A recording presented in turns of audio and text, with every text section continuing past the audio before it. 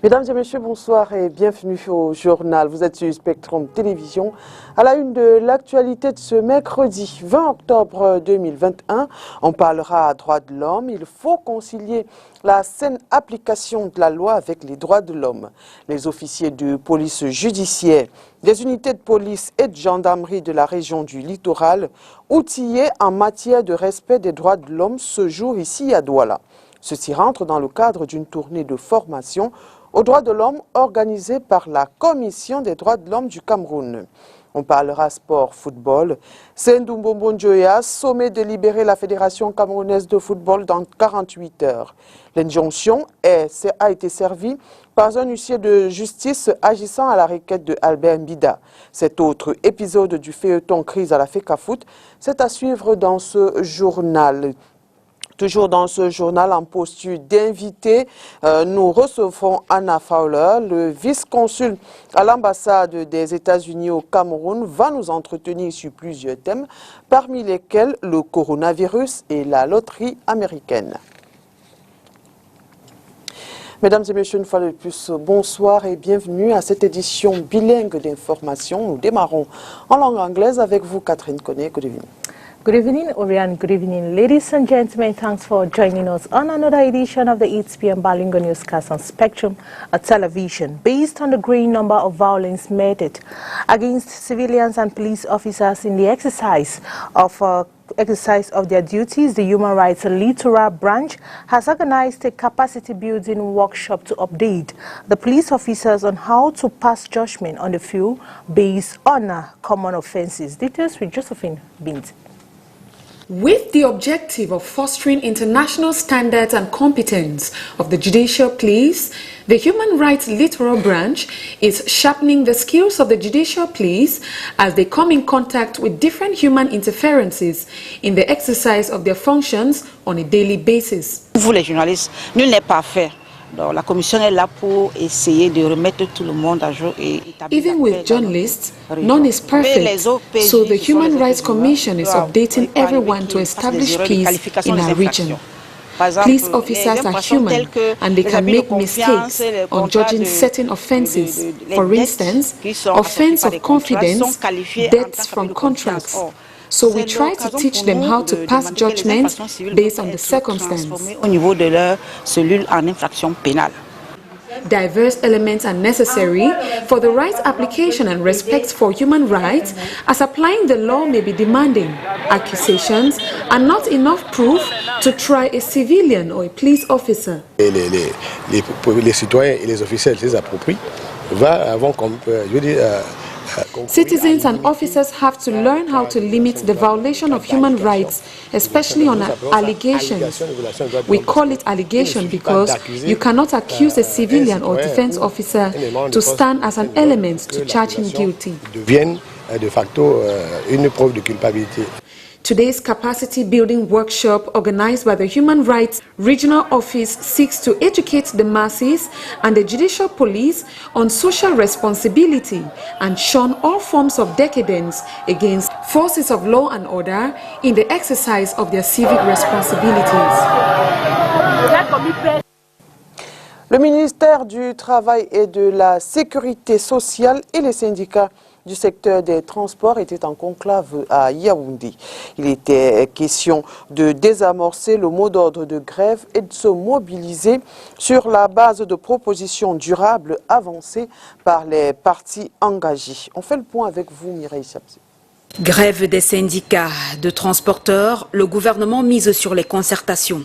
C'est la raison pour laquelle Grégoire Wona, le ministre du Travail et de la Sécurité sociale, avec les patrons de ce secteur, ont tablé sur des débats qui ont duré plus d'une demi-journée.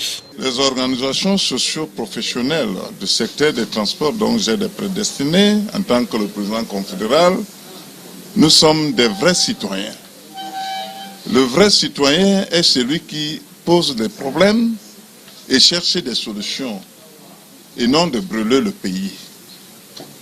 Alors, il faut reconnaître donc ici en conclave au ministère du Travail, ce jour, à votre témoignage, c'est l'intérêt de la nation. Pour les syndicalistes, C'est pas eux qui sortent vainqueurs, mais le pays tout entier. Si le pays venait se mettre à faire à 100, c'est nous tous qui perdons. Alors, il est lieu donc de dire ici et maintenant, pour en féliciter le groupe patronal, mais nous disons une chose qui est certaine, il faudrait que des gens le notent aussi, qu'il faut un dialogue authentique, constructif et constituant. Que tous les jours, on voit des pancartes, on voit des barrières, on voit des remous sociaux. Non. Au terme des débats, voici ce qu'il en ressort du côté gouvernement. La correspondance soit attribuée au patronat et aux syndicalistes en leur accordant 24 heures de plus. Et parce qu'il faut que dès la semaine prochaine, les séances de travail qui sont prévues sectorielles, en particulier pour examiner le problème des contrôles routiers et autres, il faut qu'on avance pour que les problèmes qui sont pertinents et qui ont été décriés par les syndicalistes trouvent des solutions et des solutions viables. Le ministre Grégoire Wona a par ailleurs appelé les syndicalistes à respecter également les engagements qui sont les leurs. Trouver un espace dans le centre-ville de Douala pour garer son véhicule est une équation difficile à résoudre pour plusieurs automobilistes. Les parkings sont très souvent réservés par des entreprises. Témoignage d'automobilistes rencontrés ici à Douala par Inès Pangan. Trouver un espace approprié dans le centre-ville de Douala pour garer son véhicule est un véritable casse-tête chinois.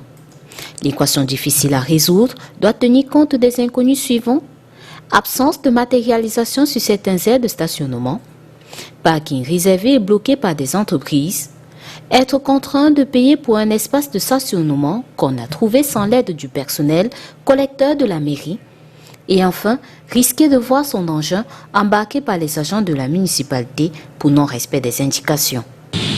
On trouve beaucoup de difficultés, on vous dit c'est réservé, il n'y a personne pour vous expliquer grand chose. De toute façon, vous trouvez même une place vide, mais on met un bric-à-brac là devant, vous ne pouvez pas passer. C'est difficile. Les routes sont saturées avec les véhicules et on n'a pas créé, en fait, les rues n'ont pas des endroits appropriés pour pouvoir garer et puis aller entrer dans un bureau quelconque. Et là vous avez des soucis parce qu'il y a un placé sur route. Effectivement, j'ai des soucis. Tu as garé tout à l'heure? Oui, justement. J'ai eu la peine pour garer. Donc, qu'est-ce qu'il faut faire? Vraiment, je crois qu'il faut laisser vraiment l'accès un peu libre aux gens de garer. Parce que franchement, c'est très difficile ici. Quand tu arrives ici à quoi? Tu fais seulement une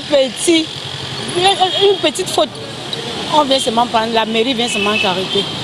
Alors, c'est pas évident. Avec toutes les voitures là, il faut vraiment faire des parkings. Trouver une solution à cette problématique pour les automobilistes rencontrés ce jour dans les rues de Akwa, dans le premier arrondissement de Douala, passe par une meilleure organisation du dit secteur. Je crois qu'il est important de continuer à aménager des espaces pour le parking. C'est important pour nous permettre de pouvoir venir en ville parce que c'est déjà une difficulté. Quand on ne sait pas où se garer, on a des problèmes. J'ai eu à me placer à 1000 mètres, c'est-à-dire 1 kilomètre du lieu où je vais parce que je n'ai pas d'endroit où faire parking. Ou encore le traçage, le marquage du sol n'est pas net au point qu'à un moment donné, quand vous mettez quelque part, quand vous revenez, vous voyez une botte de la communauté urbaine qui vous montre que vous êtes en infraction et vous expliquez ça difficilement. J'ai connu cette épreuve-là et c'est assez pénible. Oui. Pour créer les parkings, faire mettre les lignes et puis pour indiquer aux chauffeurs de pouvoir entrer et garer bien. Parce que là, rien. Dans un entretien réalisé en 2017 avec l'ancien délégué du gouvernement auprès de la communauté urbaine de Douala, le Dr Fris Tonen Tonnet, l'on apprend à ce sujet que c'est l'entité qui aménage un espace de stationnement qui doit y percevoir des revenus. Sauf que les conducteurs se plaignent de ne pas avoir suffisamment de parking. Réponse de la CUD en 2017, des solutions innovantes et concertées sont en train d'être cherchées dans le cadre de la plateforme communauté urbaine de Douala et commune d'arrondissement de Douala. And also, the Douala City Council has continued its campaign against the illegal occupation of site works at Douche Municipal in the Douala 1 municipality, as our reporter Oni Aladunet gives us an overview of the place today, October 20, 2021. Her report. The tussle between council police and roadside traders continues here at Douche Municipal in the Douala 1 municipality. Today, October 20, 2021, these businessmen and women have once again been tossed out for selling on the sidewalk.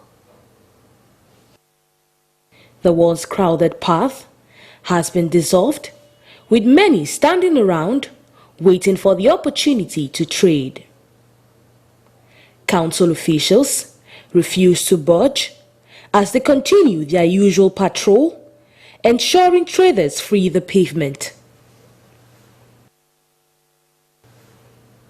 This will be going on every day until traders adapt while waiting for the new arranged site as instructed by the Douala City Council. All this is in line with a campaign launched by the council aimed at liberating public spaces. La Fédération camerounaise pour le don bénévole de sang vole au secours du gouvernement en faisant des dons de sang. La campagne se tiendra du 16 au 17 décembre prochain. Noël Simon, le président de cette fédération, appelle tous les Camerounais à se joindre à la cause. Je vous propose de l'écouter. Si on n'est pas en santé, on ne peut pas travailler. On est ce qu'on est lorsqu'on est en santé. Et cette conférence de presse est une action d'information et de communication autour de cet événement. Et c'est une étape fondamentale, cette tablette, parce qu'elle permet déjà à mettre le pied, d'amener les acteurs à mettre le pied à l'étrier. Mais surtout, comme je l'ai toujours dit, de trouver des moyens pour sensibiliser les Camerounais au don de sang à travers vous. Inviter les Camerounais à donner de leur sang. Mais surtout, inviter tous les acteurs étatiques et non étatiques, chacun ce qui le concerne, que nous puissions nous lever ensemble, que nous puissions travailler dans une dynamique collégiale. L'union fait la force, que nous travaillons ensemble pour plus de résultats, d'effets et d'impact. Tous les acteurs de la société civile et en principe les médias, parce que vous allez les empêcher de tourner en rond. Vous devez faire en sorte que les entreprises citoyennes, d'autres acteurs puissent s'engager à soutenir cet important événement. La Fédération camerounaise pour le don bénévole de sang se veut ce creuset où l'exercice du don de sang dans notre pays doit être relevé pour mieux servir la transfusion sanguine dans notre société. As earlier mentioned in our headlines, we shall be having our guest, Hannah Fola, the U.S. Deputy Consul, who granted an interview with our reporter Mirel Sabje in Yaoundé on the 2021 Diversity Visa Lottery. It's what is needed to play and many more. Let's take a listen to them. Accepté de répondre aux questions de STV. Of course. On rappelle que vous êtes le vice-consul de l'ambassade des États-Unis au Cameroun. Yes. Et avec vous, on va aborder la question relative à la nouvelle campagne de la loterie américaine. Quelles sont les principales directives pour cette nouvelle campagne? Déjà, quand est-ce qu'elle a commencé et quand est-ce qu'elle s'achèvera? Yes, so I'm so excited to be here today to talk about the Diversity Visa Lottery, and thank you for having me today. We're excited to talk about the new initiatives this year with the upcoming lottery. It's actually open right now. The lottery is already open. Everybody can enter. Starting now, the lottery entries do close on November 9th. So I encourage you to apply even before November 9th. And this year there are a few new directives. First of all, it's very important that everyone will play with a passport, with a valid, unexpired passport. It's very important. Also, you may have heard the news that COVID vaccines will be required for immigrant visas. So this is something to take into consideration. We don't know what the future will hold with COVID, but right now vaccines will be required before the issuance of an immigrant visa. Parlant justement du vaccin contre le coronavirus, est-ce qu'il y a un vaccin précis qui est admis et un autre qui est refusé pour l'admission relative à la loterie américaine? Parce qu'on sait que dans certains pays, il y a des vaccins qui ne sont pas admis. Mm-hmm. Right now it's the recognized vaccines for the U.S., recognized vaccines. But all specific information regarding things like that you can always find on our website, the embassy's website, or travel.state.gov. On a ouï dire qu'il y a des soucis avec certaines familles africaines qui ont tendance à vouloir amener tous les enfants du cousin, les voisins, parce qu'il y a un réseau qui est conçu tout autour. Alors, qu'est-ce qu'il faut faire quand on veut partir pour les États-Unis à travers la loterie américaine avec ses enfants? Est-ce qu'il faut exclusivement les enfants nés de nos entrailles ou bien on peut adopter des enfants, les enfants du voisin sont exclus? Qu'est-ce qu'il faut faire précisément? Qui peut partir? Okay, that's such an important question, thank you, because we do see that. We see, the concept of a family can be very different. So when we're talking about the U.S. visa lottery, we're talking about your biological family, your spouse and your biological children, or the biological children of your spouse. So when you enter the DV lottery, you must include all of your biological children, your spouse, your legal spouse according to a civil marriage, and the biological children of your spouse. So I understand here the knock door is very important, traditional marriages are very important, but this is not what we're calling a spouse. We're calling a spouse someone who you've had a civil legal marriage with. So if you've had a civil legal marriage, you must declare your spouse. It's very important. I know, first of all, I will address the question about children, but also I know sometimes people think that they can increase their chances. Oh, my wife will enter one side and I'll enter the other side. But please play together. You actually can both play. The wife and the husband can play twice. The wife can be the principal applicant the first time and the husband can be the principal applicant the second time, as long as you both declare your spouse as the derivative. Secondly, I'll address the question of the children. So, of course, you love all your family's children like your own child, but we must talk only about the biological children. You must declare all your biological children and not include anyone who's not biologically your child that you've given birth to or your spouse has fathered or given birth to. Alors, qu'en est-il des cas de ces couples-là qui ont engagé la loterie américaine ensemble et qui peut-être par la suite ont entamé une instance de divorce? Comment ça se passe pour eux? So in cases of divorce, again, if you've had a legal divorce, then that's fine. If you have the legal civil divorce documents, you no longer need to declare that spouse. However, if it's just a separation, you don't have these civil divorce documents, you still need to declare that spouse. However, that's okay. Even if the people you declare, they don't have to travel with you.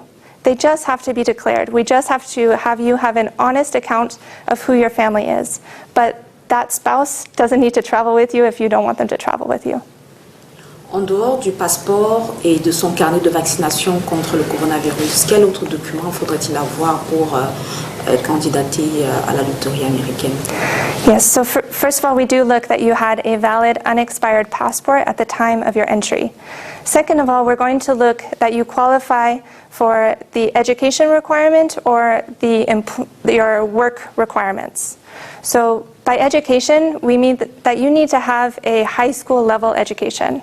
And actually that's quite easy in Cameroon. Cameroon has a good education system that's quite equivalent to the US system. So for the English system, that could be your A-level certificate, or in the French system, the BAC. So you would come with either your baccalaureate or your A-levels, and we'll verify those and determine that you do meet for education. If you don't have that, there is also the option to qualify based on your employment. So your employment, it's a little bit more complicated, but you can find more information on our website called ONET, which lists which employments do qualify. Côté financier, qu'est-ce que ça coûte de jouer à la loterie américaine? Qu'est-ce qu'il faut prévoir financièrement? Okay, thank you. This is such an important question. These are great questions. So the lottery is free to enter. Please, this is so crucial because there are so many cyber cafes or small businesses or websites out there that will charge for your entry. But it is free. It is completely free to enter. Now, of course, there's a consideration of money in that you have to have a passport. Of course, a passport costs money. We understand that. Then if you are called, if you are selected to come for the interview, there will be an interview fee. But the only way that you will pay that is to the embassy directly. Please, you won't pay anybody by Western Union. You won't pay anybody by mobile money. Payments are only at the embassy. So please don't go into any of those other payment methods that someone might ask you for. Une fois que vous l'avez obtenu, si jamais par chance vous obtenez votre loterie américaine, comment est-ce que vous gérez? Comment ça se passe? Please translate that. After you have been selected for the DV lottery, what's the next step? What is the process? So if you've been selected, meaning that your number has been called to the embassy, well, first of all, you will discover that information by checking your entrance status. So the State Department or the embassy will actually not notify you. So again, this is an important fact for avoiding scams. We do not send out emails. We do not call you. We do not tell you you've been selected for the Diversity Visa Lottery. So you will go in yourself with your confirmation number that you got at the time of your entry and check in the entry status check, You will check there and you'll see that you've been selected. After you've been selected, you will send your documents and everything that KCC asks for. So they will collect your application and put everything together, and when it's ready and complete, it can be sent to the embassy. Then that is where we will schedule the interview, and we will tell you everything that you need to bring to the interview. On va faire une petite comparaison entre cette campagne et les précédentes campagnes. Disons peut-être les campagnes d'il y a 5 ans à celles d'aujourd'hui. Qu'est-ce qui fait la différence à part le carnet Covid et le passeport? Il y a d'autres différences? Il y a d'autres particularités?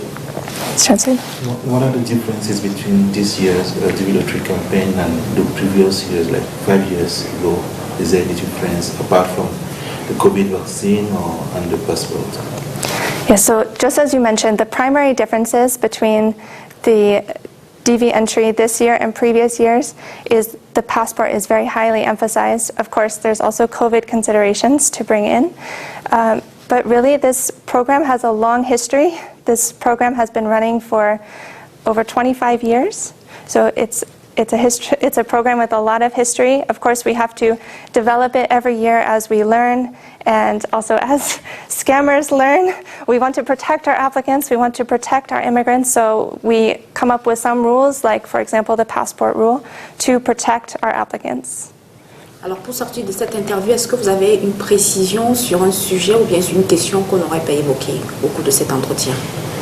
Any particular message, something you want to mention? I want to mention that anybody who wins the Diversity Visa Lottery can be so proud to go to America. This is a legal form of immigration to go to the U.S., and as I said, it's a program with a long history. America is built on immigrants, and thousands of Cameroonians have gone to the U.S. through the Diversity Visa Lottery. And in the U.S., they serve in the Army, they work in the medical field, they own businesses, they're doing well, and we welcome immigrants. And anybody who wins can really feel proud to come to the U.S. And of course, it's a choice. It's a choice to enter. If someone doesn't want to travel, if they don't want to travel, they don't have to enter. But if you choose this, if you choose to enter and you are selected, this is a wonderful path towards a green card and possibly towards citizenship. Nous rappelons que vous êtes le vice-consul de l'ambassade des États-Unis au Cameroun. Anna Fuller, merci infiniment d'avoir accepté de répondre aux questions de STV. Thank you so much for having me today. Parlons sport à présent. Élection à la présidence de la Fédération camerounaise de football. Emmanuel Mabouan Kessa, candidat au poste de président, sollicite l'annulation des candidatures des membres du comité exécutif intérimaire actuel de la Fédération camerounaise de football au poste de délégué au sein des ligues régionales. Il a fait savoir dans un courrier adressé à Gilbert Schlick, président de la commission électorale de la FECAFOOT. Emmanuel Mabouan Kessa relève que l'équipe dirigée par Seydou Mbombo Njoya, cette équipe donc, ils sont actuellement tous membres du comité exécutif intérimaire. Ils reçoivent des salaires mensuels de la fédération, une situation contraire à l'article 36, alinéa 4 des statuts de la FECAFOOT. Celui-ci stipule que tout personnel ou salarié de la FECAFOOT, candidat à un poste électif, doit préalablement démissionner de ses fonctions au moins 3 mois avant la date du scrutin.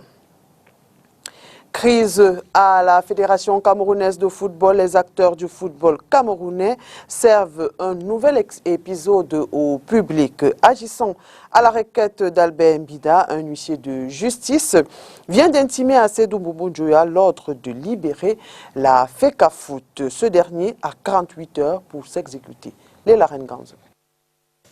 Commandement de libérer les bureaux de la Fédération camerounaise de football. Seydou Mbombo Njoya a jusqu'à ce jeudi 21 octobre pour s'exécuter. Sur la base de la grosse d'une ordonnance rendue le 24 février 2021 par le président du tribunal de première instance de Yaoundé, centre administratif juge du contentieux de l'exécution, et de la sentence du TAS du 15 janvier 2021, maître Tindou Mekiage Micheline, huissier de justice à la 6e charge, près de la cour d'appel du centre et les tribunaux de Yaoundé, agissant à la requête du sénateur Albert Mbida, président du comité exécutif provisoire ayant pour conseil maître Lebel Elomo, signe le document émis le mardi 19 octobre 2021. Selon ce document, visant également les membres du comité exécutif de la FECAFOOT, dont l'élection a été annulée par la même sentence du 15 janvier du TAS, ces derniers auraient reçu le courrier mardi à 11h08 et à la réquisition de signer la décharge, auraient opposé un refus. Le même refus aurait été la réponse de Seydou Mbombo Njoya. À la réception du courrier, il était 11h05. Notons cependant que le document dont nous avons pu obtenir copie ne dit pas spécifiquement le nom du membre du comité exécutif de la FECAFOOT qui aurait reçu le courrier, mais il précise que faute par tout ce beau monde de se conformer au présent commandement dans les délais qui leur sont impartis, ils y seront contraints par la force publique. Si on peut s'interroger sur l'opportunité de cette sommation qui intervient 9 mois après la décision du TAS et 8 mois après celle du tribunal de première instance de Yaoundé, l'autre question est de savoir ce qu'elle donnera dans le futur. Car contrairement à l'avis du TAS et s'inspirant de la position réitérée de la FIFA de maintenir Seydou Mbombo Njoya à la tête de l'instance fêtière du football camerounais jusqu'à l'élection d'un nouvel exécutif, le ministre de l'administration territoriale a, le 24 février dernier, par voie de courrier, enjoint les patrons de région de n'autoriser sur leur territoire de compétence que les activités organisées par ce dernier et son équipe. Notons que la sortie de maître Tindou intervient alors que se poursuit l'élection à la FECAFOOT. D'ailleurs, selon le chronogramme, ce 20 octobre est consacré à l'examen d'éventuels recours par la commission du même nom. L'Assemblée générale régionale se tiendra le 23 octobre. Et après l'examen des recours, on aura droit le 7 novembre à la publication de la liste des élus des ligues départementales. Et après la tenue de l'Assemblée générale fédérale le 11 décembre, place sera faite le même jour à l'élection au sein du comité exécutif. Et c'est la fin de ce journal. Mesdames et messieurs, merci d'avoir été des nôtres et bonne suite des programmes sur Spectrum Télévision. Bonne soirée, Catherine Collins. Good night, Oriane. Thanks for watching the 8 p.m. Balingo newscast on Spectrum Television. Wishing you a blessed stay in the company of our programs. Till we meet again. Good night.